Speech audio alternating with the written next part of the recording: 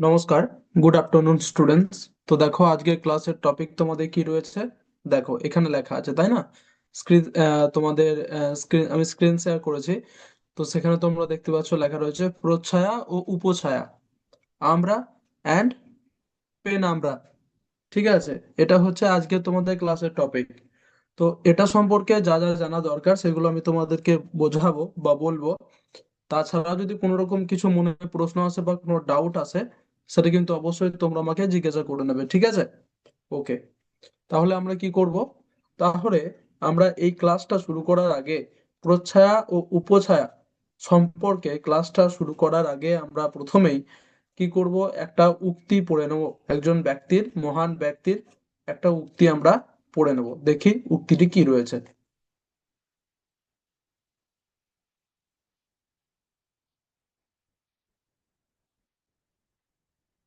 তো দেখো বাচ্চারা, আশা করছি তোমরা আমার স্ক্রিন শেয়ারটা আবার দেখতে পাচ্ছ।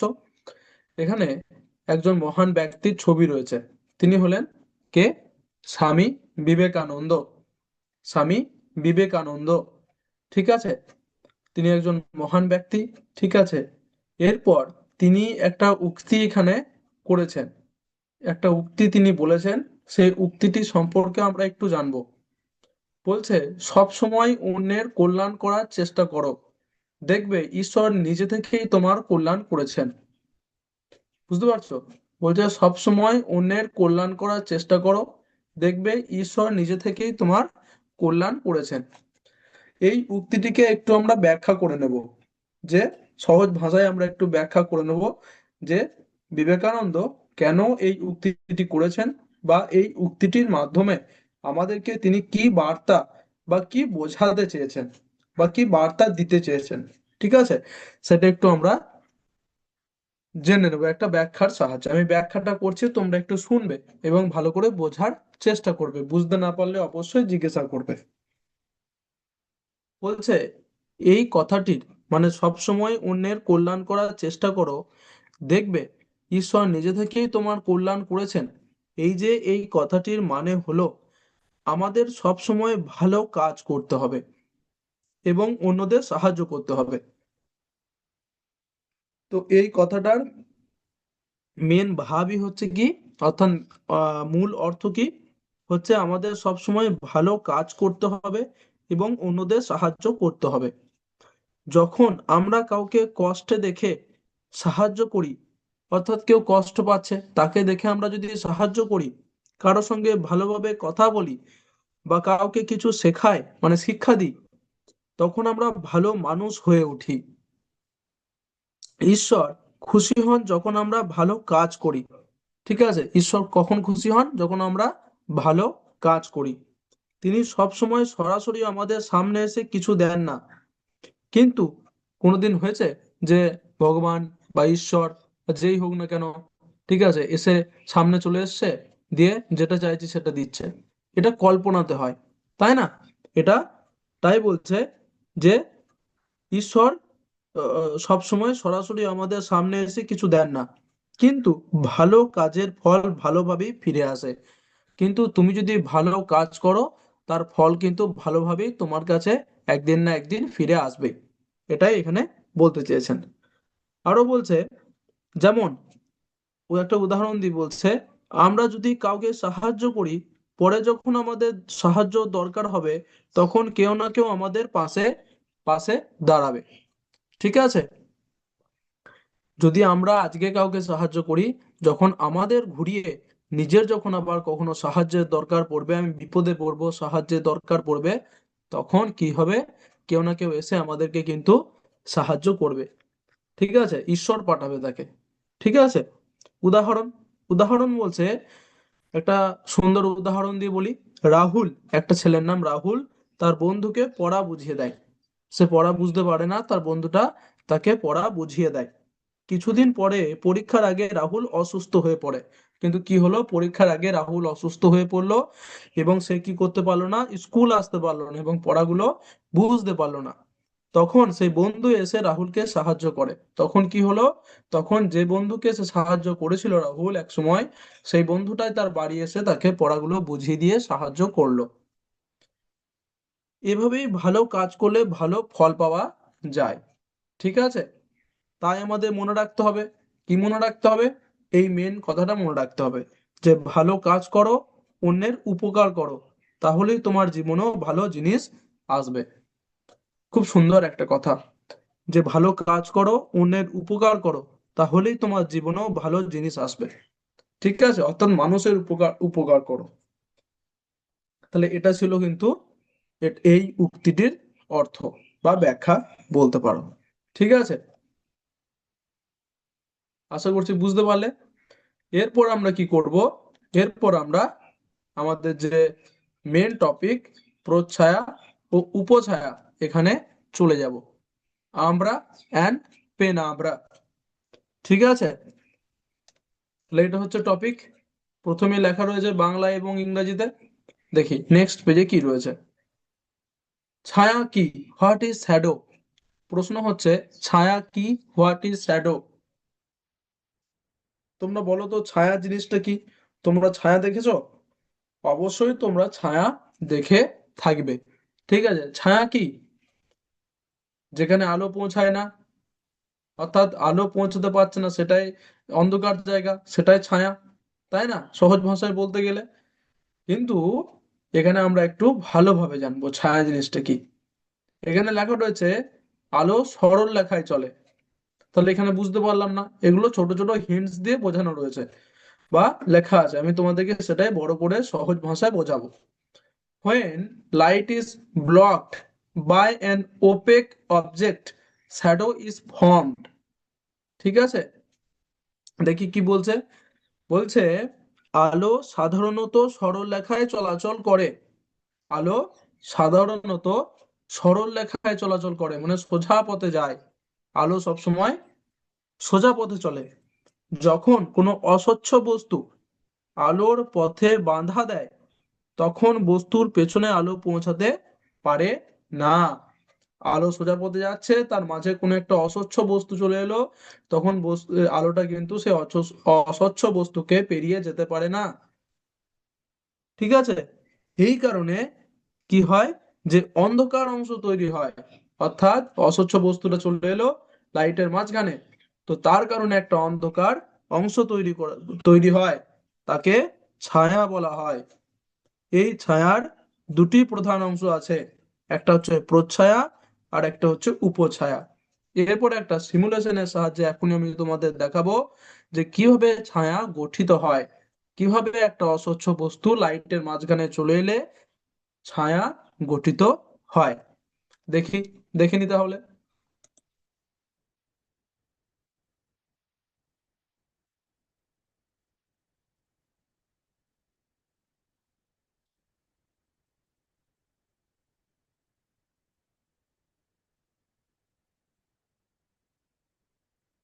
এই যে, আশা করছি তোমরা আমার স্ক্রিন শেয়ারটা কিন্তু দেখতে পাচ্ছ। এটা একটা সিমুলেশন। ঠিক আছে, এখানে কি করা আছে দেখতে পাচ্ছ, একটা টর্চ রাখা আছে এখানে। একটা টর্চ রাখা আছে, যে টর্চটা কিন্তু জ্বলছে। ঠিক আছে, যে টর্চটা জ্বলছে, কেমন করে জানবো জ্বলছে? দেখো, এই দেখো, লাইটটা বেড়ে গেল। আবার দূরে সরিয়ে নিয়ে যাবো লাইটটাকে, দেখো লাইটটা কমে গেল। তাহলে বুঝতে পারছো লাইটটা কিন্তু জ্বলছে। বুঝতে পারছো? একদমই তাই। দেখো ছায়া পড়ছে, জ্বলছে, ছায়া পড়ছে, তার মানে লাইটটা কিন্তু জ্বলছে। আর সামনে কি আছে, একটা হোয়াইট বোর্ড, সাদা বোর্ড রাখা আছে। ঠিক আছে, আর এই যে টর্চের আলোটা সরাসরি কোথায় গিয়ে পড়ছে? টর্চের আলো সরাসরি গিয়ে পড়ছে এই সাদা বোর্ডটাতে। কারণ কি?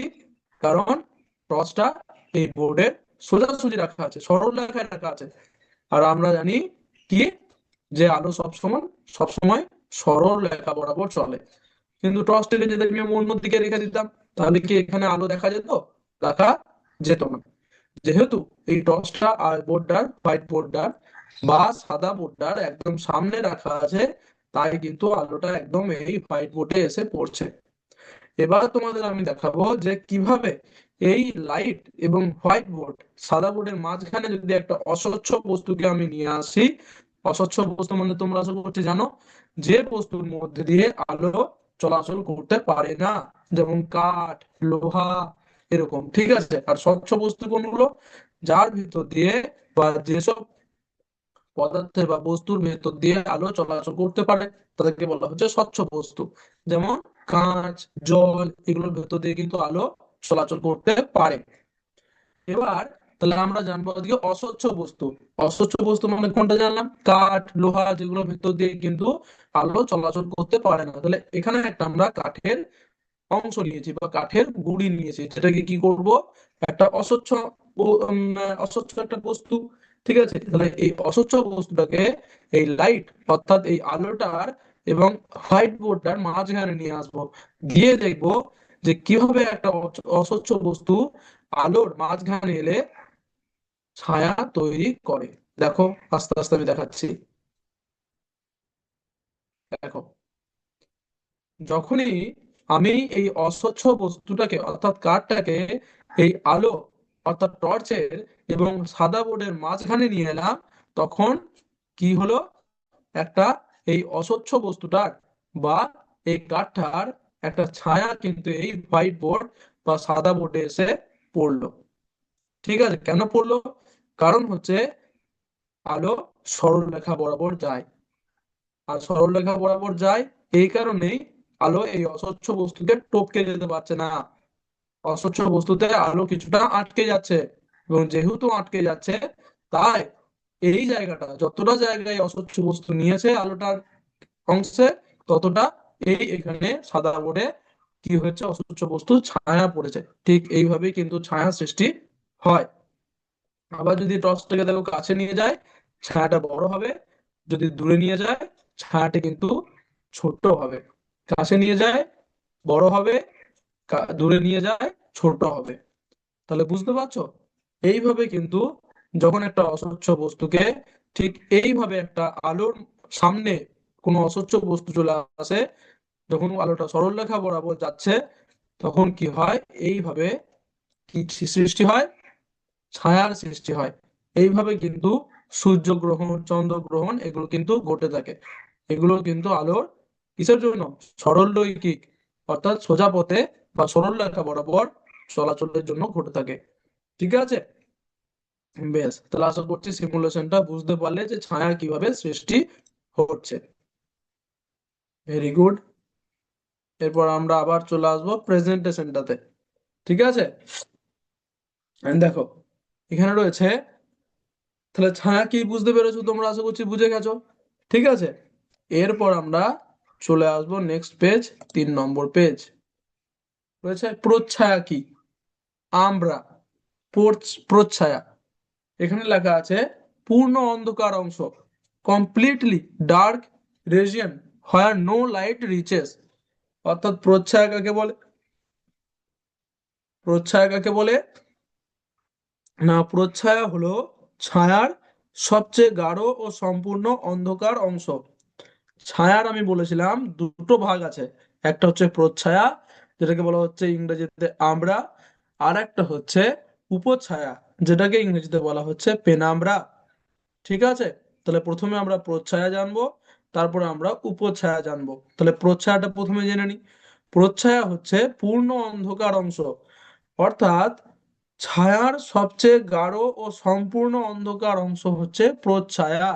ছায়ার ভেতরে যখন ছায়া পড়ে, প্রত্যেকটা জিনিসের ক্ষেত্রেই যখন ছায়া পড়ে, তখন তার দুটো অংশ ভালো করে লক্ষ্য করলে দেখতে পাবে, দুটো অংশ দেখতে পাওয়া যায়। একটা হচ্ছে প্রচ্ছায়া আর একটা হচ্ছে উপছায়া। প্রচ্ছায়াটা হচ্ছে একদম মিডিলটা, একদম ভেতরটা, মানে একদম মাঝখানের অংশটা, সেখানটা সবচেয়ে গাঢ় ও সম্পূর্ণ অন্ধকার থাকে, একদম ডিপ ডার্ক কালো থাকে। ঠিক আছে, তাই এটাকে বলা হচ্ছে প্রচ্ছায়া বা আমরা। এরপর প্রচ্ছায়ার কিছু বৈশিষ্ট্য আমরা জেনে নেব। ঠিক আছে, বলছে এখানে আলো একেবারেই পৌঁছায় না।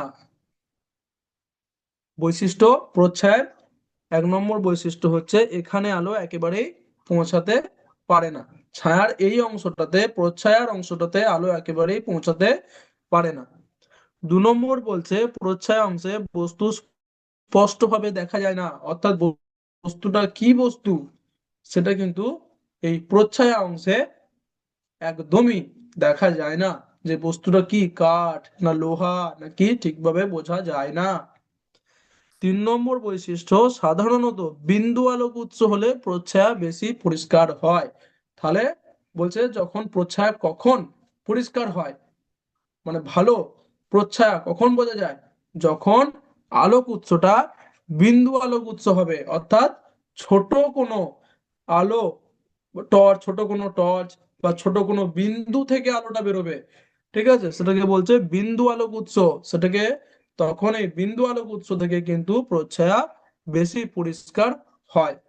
উদাহরণ দিয়ে বলি, উদাহরণ হচ্ছে সূর্যগ্রহণের সময় চাঁদের যে অংশ পৃথিবীর উপর পুরোপুরি অন্ধকার সৃষ্টি করে সেটি হচ্ছে প্রচ্ছায়া। ঠিক আছে, যেমন ধরো সূর্যগ্রহণ হচ্ছে, সূর্যগ্রহণ কি করে হয়, যখন সূর্য এবং পৃথিবীর মাঝখানে চাঁদ আসে তখন সূর্যগ্রহণ হয়।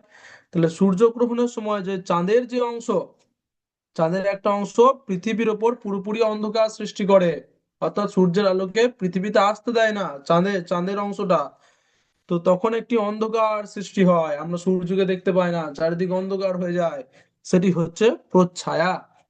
আর একটা উদাহরণ বলি, টর্চ লাইটের সামনে বই ধরলে মাঝখানে যে কালো অংশ দেখা যায়, যদি লাইট একটা অন্ধকার ঘরে দেওয়ালে লাইট ফেলো এবং সেখানে সেই লাইট এবং দেওয়ালের মাঝখানে যেমন করে আমি দেখালাম, এখন সিমুলেশনে একটা বই নিয়ে এসো বা একটা কাঠের কোনো কাঠ নিয়ে এসো বা লোহা নিয়ে এসো, কি হবে, একটা অন্ধকার একটা ছায়া দেখতে হবে, যে ডিপ অন্ধকার অংশটা, সেটাই হচ্ছে কি, সেটাই হচ্ছে প্রচ্ছায়া।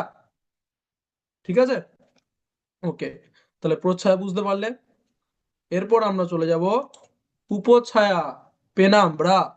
বলেছিলাম প্রচ্ছায়া আছে আর উপছায়া আছে, পেনাম্বরা। তো পেনাম্বরা কি না, আংশিক অন্ধকার অংশ, পার্সিয়ালি ডার্ক রিজিয়ন হোয়ার সাম লাইট রিচেস। ঠিক আছে, অর্থাৎ যেখানে কিছুটা পরিমাণ হলেও আলো পৌঁছতে পারে। এটা কিন্তু ছায়ারই একটা অংশ, মনে রাখতে হবে, এটা হচ্ছে ছায়ারই একটা অংশ, শ্যাডোরই একটা পার্ট। তাহলে উপছায়া কাকে বলে, উপচ্ছায়া হলো প্রচ্ছায়ার চারিপাশের আংশিক অন্ধকার অংশ। এই যে প্রচ্ছায়া দেখলাম, প্রচ্ছায়া জানলাম, এই প্রচ্ছায়ার চারিদিকে একটা হালকা, মানে ছায়াটার একদম বর্ডারে একটা হালকা, ভালো করে লক্ষ্য করলে, কাছ থেকে লক্ষ্য করলে বুঝতে পারবে, একটা হালকা ছায়ার ঠিক নয় আর মনে হয় ওটা অতটা ডিপ হয় না, ওই ছায়াটা অতটা ডিপ হয় না, অতটা অন্ধকার হয় না, ওই ছায়াটাকে দেখে বোঝা যায় যে ওটা কি বস্তু বটে। তো এই অংশটাকে বলছে উপছায়া। ঠিক আছে, আংশিক অন্ধকার অংশ ওই ছায়ার ভেতরেই থাকবে। তাহলে উপছায়া হলো পুরোচ্ছায়ার চারপাশের আংশিক অন্ধকার অংশ। ঠিক আছে, ভেরি গুড। এরপর বৈশিষ্ট্যগুলো একটু আমরা জেনে নিই। উপছায়া বা পেনাম্বরার বৈশিষ্ট্য, বলছে 1 নম্বর বৈশিষ্ট্য, এখানে আলো আংশিক ভাবে পৌঁছায়।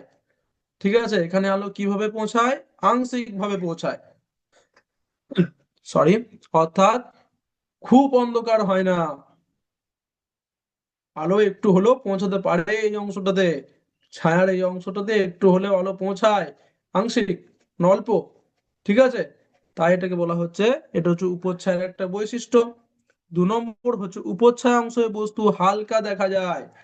তাহলে বস্তুটাকে হালকা বোঝা যায় যে এটা কাঠ বটে না লোহা বটে না এটা পেন বটে না এটা বই বটে, কিছু বোঝা যায় ওই উপচ্ছায়াটাকে দেখে। প্রচ্ছায়াকে দেখে কখনোই বস্তুকে চেনা যায় না, উপচ্ছায়াকে দেখে বোঝা যায় যে এটা কি বস্তু বটে।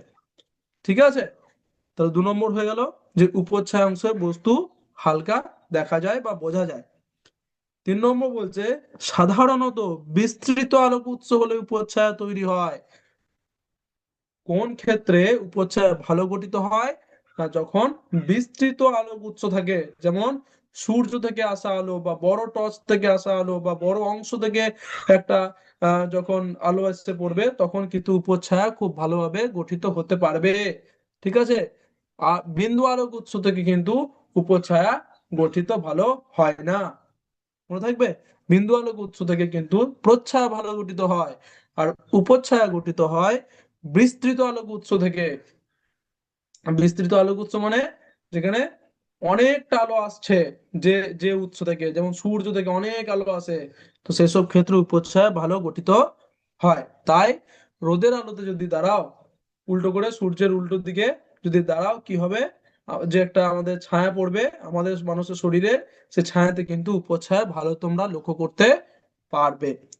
উদাহরণ দিয়ে বলি, সূর্যগ্রহণের সময় পৃথিবীর উপর চাঁদের আংশিক ছায়া, ঠিক আছে, পৃথিবীর সেটা হয়তো আমরা আমরা ভেতর আমরা এই পৃথিবীতে থেকে দেখতে নাও পেতে পারি, কিন্তু একটা চাঁদের আংশিক ছায়া কিন্তু পৃথিবীতে পড়ে, যেটাকে উপচ্ছায়া বলা হয়।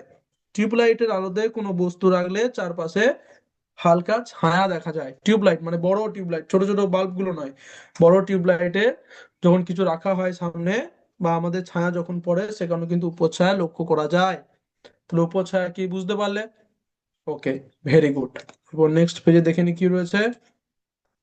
কেন তৈরি হয় ফরমেশন, এই যে উপচ্ছায়া ও প্রচ্ছায়া কেন তৈরি হয়? কারণ আলোর উৎস যদি বিস্তৃত হয়, যেমন সূর্য, টিউবলাইট, তাহলে কিন্তু গঠিত হয়।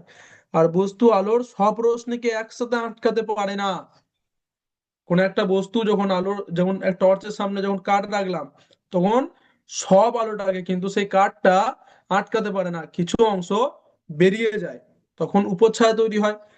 ঠিক আছে, আর যখন কোনো একটা আহ, বস্তু পুরো আলোটাকে কভার করে নেয়, ঠিক আছে, আটকে দেয়, তখন প্রচ্ছায়া তৈরি হয়। ঠিক আছে, বুঝতে পারছো? ফলে যেখানে সব আলো আটকায় সেখানে প্রচ্ছায়া তৈরি হয়, আর যেখানে কিছু আলো পৌঁছায় সেখানে উপচ্ছায়া তৈরি হয়। আশা করছি কিছুটা হলো তোমরা বুঝতে পেরেছো। কোনো রকম কিছু যদি বুঝতে না পারো, কোনো ডাউট থাকে অবশ্যই জিজ্ঞাসা করবে। ঠিক আছে, এবং পার্থক্য ডিফারেন্স কি রয়েছে? এক নম্বর হচ্ছে ডিফারেন্স, প্রচ্ছায়াতে আলো পৌঁছায় না, একেবারেই আলো পৌঁছায় না। আর উপচ্ছায়াতে আংশিক আলো পৌঁছায়। ঠিক আছে, উপচ্ছায়াতে আংশিক আলো পৌঁছায়। এরপর আরেকটা বলছে পার্থক্য, প্রচ্ছায়াতে অন্ধকার বেশি থাকে এবং উপচ্ছায়াতে অন্ধকার কম থাকে, কারণ একটু হলে আলো পৌঁছায় তাই। প্রচ্ছায়ার অবস্থান কোথায়? একদম মিডিলে, একদম মাঝখানে। আর উপচ্ছায়া ছায়ার চারপাশটা, সেটা হচ্ছে উপচ্ছায়া। আর প্রচ্ছায়া দেখা যায় না, ঠিক আছে, বস্তুটাকে দেখা যায় না, কি বটে বস্তুটা, কিন্তু উপচ্ছায়াকে দেখে বোঝা যায় বস্তুটা কি। তাহলে এই পার্থক্যগুলো রয়েছে। ঠিক আছে, ওকে, আশা করছি তাহলে বুঝতে পেরেছো। এরপর আমরা কি করব? এরপর আমরা একটা ওয়ার্ড ওয়াল অ্যাক্টিভিটি করে নেব। ঠিক আছে, দেখি।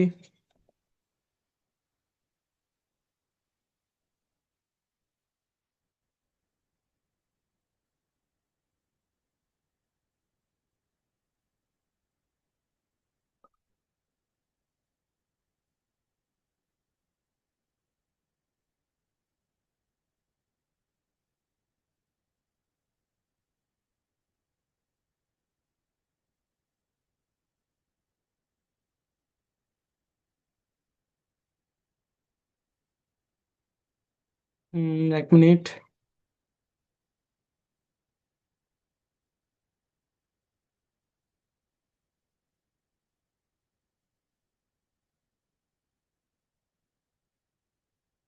ওকে,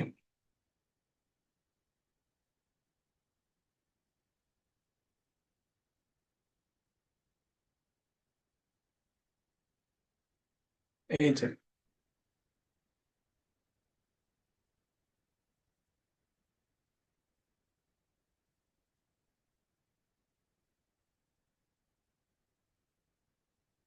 এখানে আশা করছি তোমরা আমার স্ক্রিন শেয়ারটা আবার দেখতে পাচ্ছ। কি লেখা রয়েছে? প্রচ্ছায়া ও উপছায়া, আমরা অ্যান্ড পেনাম্বরা। তাহলে শুরু করি, চলো দেখি কি কি প্রশ্ন রয়েছে। এক নম্বর প্রশ্ন রয়েছে, the completely dark part of a shadow is called, ছায়ার সম্পূর্ণ অন্ধকার অংশকে কি বলা হয়? অপশন এ পেনাম্বরা, উপছায়া। অপশন বি রিফ্লেকশন, প্রতিফলন। সি আমরা, প্রচ্ছায়া। D reflection, প্রতিসরণ। বলো, উত্তর দাও।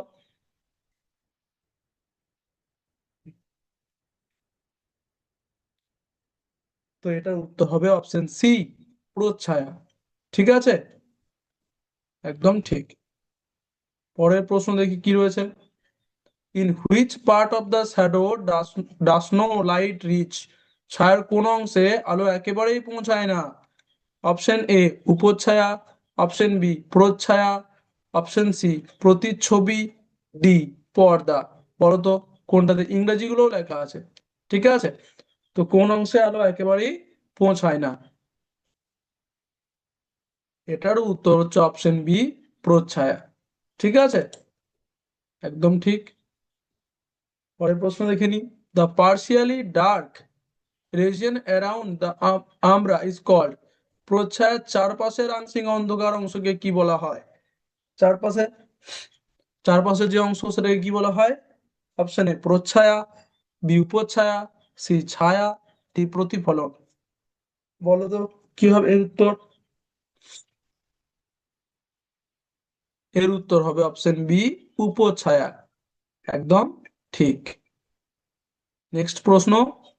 পেনাব্রা ইজ ফর্ম বিকজ। উপচ্ছায়া তৈরি হয় কারণ? Option A light travels in a circle, আলো বৃত্তাকারে চলে। Option B object is transparent, বস্তু স্বচ্ছ হয় বলে। Option C light source is extended, আলোর উৎস বিস্তৃত বলে। অপশন ডি স্ক্রিন ইজ সিনি, পর্দা চকচকে বলে, সাইনি সরি। তো কি হবে বলো তো এইটার মধ্যে? উত্তর হবে অপশন সি আলোর উৎস বিস্তৃত বলে। একদম ঠিক। নেক্সট প্রশ্ন দেখে নি। Which type of light source forms both আমরা অ্যান্ড পেনাব্রা? কোন ধরনের আলোক উৎস প্রচ্ছায়া উপচ্ছায়া দুটোই তৈরি করে? অপশন এ বিন্দু আলোক উৎস, অপশন বি বিস্তৃত আলোক উৎস, সি দর্পণ, ডি লেন্স। বলতো কোনটা উত্তর হবে? উত্তর হবে অপশন বি বিস্তৃত আলোক উৎস। একদম ঠিক। তারপরে দেখো কি রয়েছে। During a solar eclipse the darkest shadow on earth is. সূর্যগ্রহণের সময় পৃথিবীতে সবচেয়ে গাঢ় ছায়াটি হলো ড্যাশ। উপচ্ছায়া, প্রতিচ্ছবি, প্রচ্ছায়া, প্রতিফলন। কোনটা হবে উত্তর? বলো। উত্তর হবে অপশন সি প্রচ্ছায়া। ঠিক আছে, একদম ঠিক। দেখো গেম কমপ্লিট, ছটার মধ্যে ছটায় তোমরা কিন্তু সঠিক উত্তর দিয়েছো। উত্তরগুলো একটু দেখে নাও, প্রত্যেকটা কিন্তু ঠিকঠাক আছে। এরপর আমরা কি করব? এরপর আমরা একটা ডিকটেশন করব। ঠিক আছে, ডিকটেশন তোমরা জানো কি করতে হয়, কিভাবে করতে হয়। তাই আমি সেগুলো আজকে আর অতটা বলবো না। শুধুমাত্র আমি একবার শর্টে বলে দিচ্ছি। তোমাদের নাম লিখবে খাতাতে নিজে নিজের, তোমাদের রোল নাম্বার লিখবে নিজেদের, এবং গ্রেড অর্থাৎ কোন ক্লাসে পড়ো সেটা লিখবে। এবং এইভাবে 1 2 3 4 করে তোমাদের নিজের, সরি 1 2 3 4 করে 5 অব্দি একটা সিরিয়াল নাম্বার লিখবে।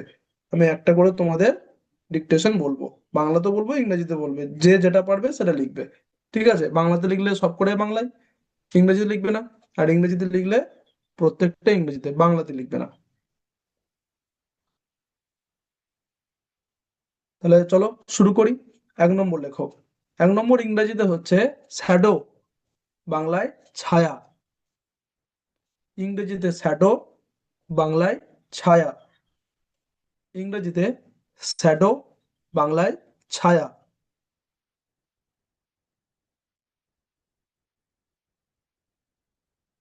চলো আশা করছি লেখা হয়ে গেছে এটা। 2 নম্বর লেখো। ইংরেজিতে লাইট, বাংলায় আলো। ইংরেজিতে লাইট, বাংলায় আলো। ইংরেজিতে লাইট, বাংলায় আলো।